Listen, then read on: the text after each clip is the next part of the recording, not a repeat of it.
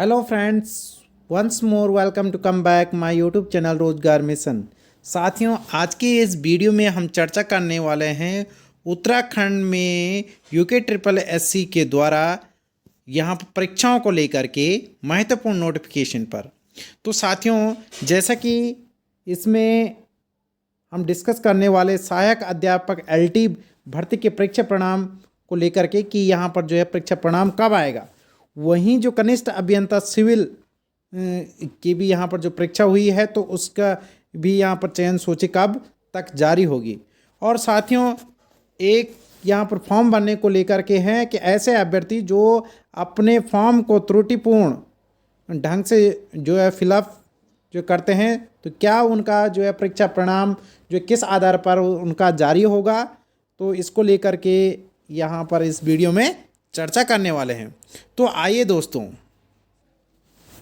साथियों, यहाँ पर 24 दिसंबर 2021 को संवाद पेज के माध्यम से संवाद नंबर 185 के द्वारा यूके ट्रिपल एससी के द्वारा यहाँ पर एक जो है नई नोटिफिकेशन में कहा गया है कि आप इसमें देख सकते हैं परीक्षा परिणाम व चयन सूची जारी किए जाने के अनुरोध के संबंध में। तो इसमें कहा गया है कि अवगत कराना है कि पिछले कुछ दिनों में आयोग को परीक्षा परिणाम जारी करने तथा कुछ मामलों में द्वितीय एवं तृतीय स्तर की चयन संस्तुतियां प्रेषित करने के अनुरोध प्राप्त हुए हैं।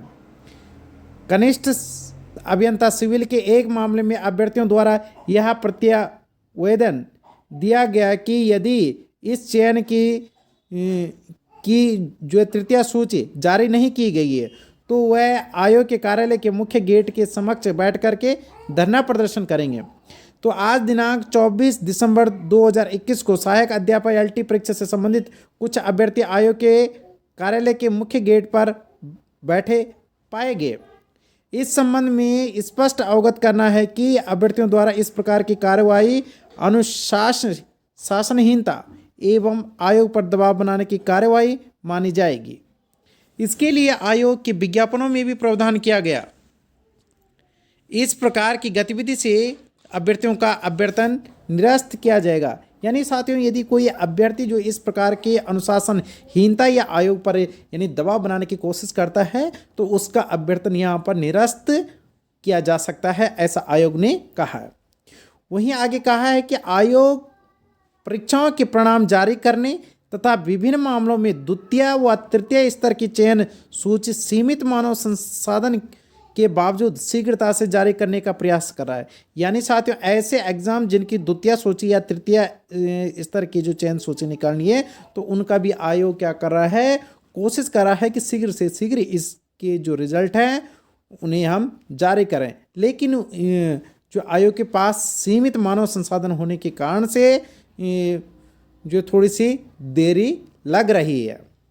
तो इसमें कहा गया है कि मानो कि सहायक अध्यापक एलटी सहित कुछ अन्य परीक्षाओं का परिणाम आयोग द्वारा दिसंबर माह के अंतिम सप्ताह तक जारी करने का प्रयास किया जा रहा है। यानी साथियों, इसमें एलटी का जो एग्ज़ाम का रिजल्ट है वो आपको शीघ्र ही दिसंबर माह के अंत में यानी 25 के बाद जो है कभी भी आपको देखने को मिल सकता है।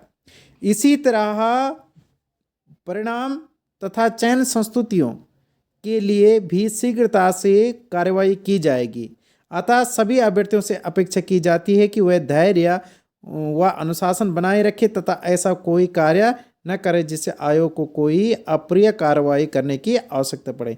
यानी साथियों, यदि आप चाहते हैं कि आयोग जो है आप पर किसी भी प्रकार की कार्रवाई न करें तो जो है आप कुछ ऐसे गलत कदम न उठाएं जिससे आप पर जो है अनुशासनहीनता का जो है आरोप लगे और आपका अभ्यर्थन निरस्त हो।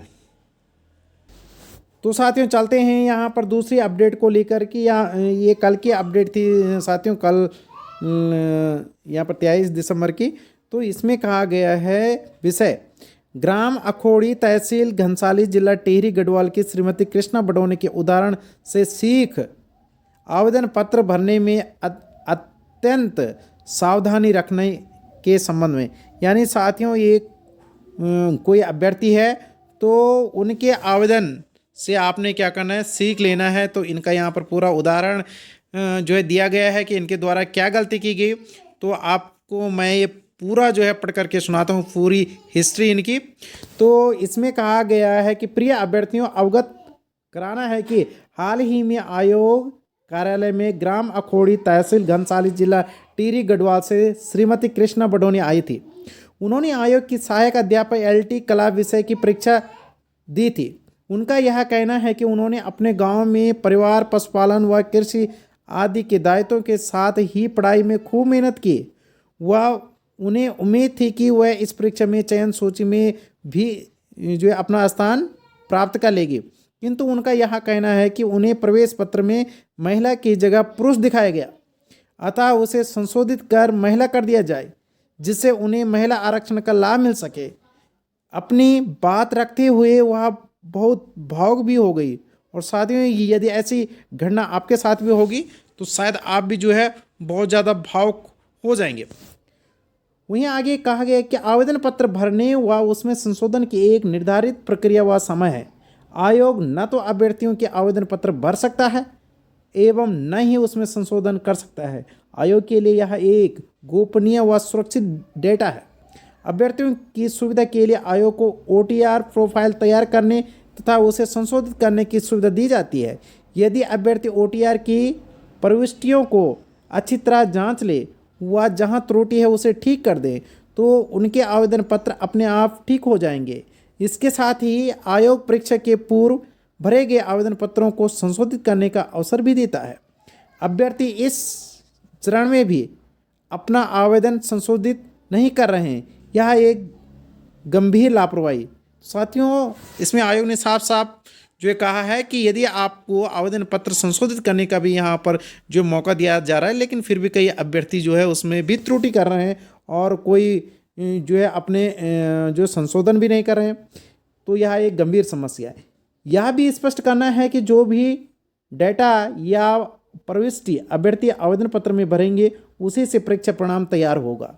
आरक्षण के संबंध में यह व्यवस्था है कि जो आरक्षण श्रेणी अभ्यर्थी आवेदन में भरेंगे उसी में उनका परिणाम जारी होगा। यानी साथियों, यदि कोई SC ST या OBC का कोई अभ्यर्थी है, कोई जो है रिजर्वेशन कैटेगरी का है और यदि उसने जनरल से ये जो है फॉर्म भरा है तो उसे जनरल में ही काउंट किया जाएगा, यानी उसका परिणाम उसी आधार पर जारी किया जाएगा। श्रीमती कृष्णा बडोनी ने फीमेल के आगे 9 तथा उत्तराखंड वुमेन के सामने भी 9 प्रविष्टि भरी है। उन्होंने यह भी बताया कि उन्होंने घनसाली में किसी कंप्यूटर केंद्र से आवेदन पत्र भरवाया था। आवेदन भरने के लिए अभ्यर्थी कंप्यूटर केंद्र की सेवा ले सकते हैं, परंतु शुल्क जमा करने के पूर्व उसका विवरण एक बार स्वयं जांच ले। ऐसे भी मामले आए हैं जहां पुरुष अभ्यर्थी के आवेदन पत्र पर महिला की फ़ोटो पाई गई थी। यह कई फ़ोटो एक साथ स्कैन कर उन्हें अलग अलग आवेदनों में लगाने में हुई त्रुटि है। अतः शुल्क जमा करने के पूर्व अपना आवेदन OTR अवश्य जांचें व त्रुटि रहित होने पर ही आवेदन पत्र भरें। अतः यह स्पष्ट करना है कि आयोग किसी भी अभ्यर्थी की प्रविष्टि संशोधित नहीं कर सकता। वह ऐसी त्रुटि की जो हानि होगी जिसके जिम्मेदार पूर्ण रूप से अभ्यर्थी हैं। आगे इसमें कहा गया है कि अतः सभी अभ्यर्थियों को इस मामले के माध्यम से यह सचेत करना है कि आवेदन पत्र भरना तथा OMR शीट भरना भी परीक्षा की तैयारी जैसा ही अति आवश्यक कार्य है। इसमें यदि कोई त्रुटि रहती है तो उसका नुकसान अभ्यर्थी को ही होगा। कई अभ्यर्थी ऐसे मामले में माननीय उच्च न्यायालय में भी वाद दायर करते हैं, परंतु माननीय सर्वोच्च न्यायालय के भी स्पष्ट निर्देश हैं कि ऐसी त्रुटियों के लिए अभ्यर्थी को कोई अनुतोष या रिलीफ नहीं मिल सकता है। अतः अपने आवेदन पत्र को अत्यंत सावधानीपूर्वक भरें।